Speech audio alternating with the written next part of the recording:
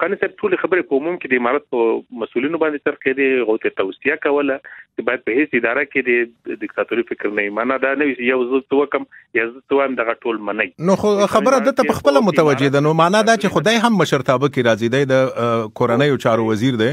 دا خبره د ځان تم کړي په دې معنی چې زم باید د دیکتاتورانو فکرونه لرم، زم باید انحصاري فکرونه لرم. دغه بل مسول یعنی مسلمانان یو بل سره کومک په دې کې کوي، نصيحت وایي دي ته او خیر خواهی ته هر یو مسول چې دغه خېګنه د پاره مشوره او نظر ورکړي. هر مسول خپل ماتحت یو خطاب لري، ملګری ته خطاب لري.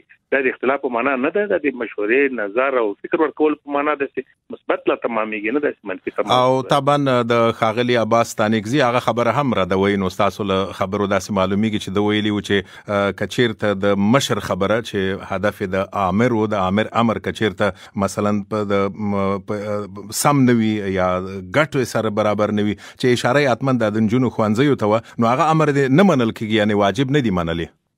دا بیل ځکه یو دینی خبر ده، دغه یو دینی حکم ده، د موږ مشرتابه رعایت کوي، کشرم او استانګزي په شمول ټول رعایت کوي. هغه دا ده چې خدای مکه یو مسؤل لاندې کس ته په یو ناجایز شی باندې امر کوي، د امر اطاعت واجب نه ده. د چې هغه لاندې کس په دغه ناجایز شي اطاعت نه کوي. حدیث پیغمبر صلی الله علیه وسلم د هغه ویلا اطاعت لمخلوق فی معصیت الخالق، د مخلوق اطاعت د څوک په ګناه دی الله کې نه کوي، چې د الله ګناهګار ته او د مخلوق اطاعت دا یو دینی حکم ده. دا نصیحت که څوک کوي یو عالم په منبر کې کله د ته خامخ مشخص کس ته نه وای او دا معنا نه لري څوک د امیر المؤمنین اطاعت نه کوي حفظه الله، بلکې د امیر اطاعت د شریعت په چوکاټ کې واجب ده.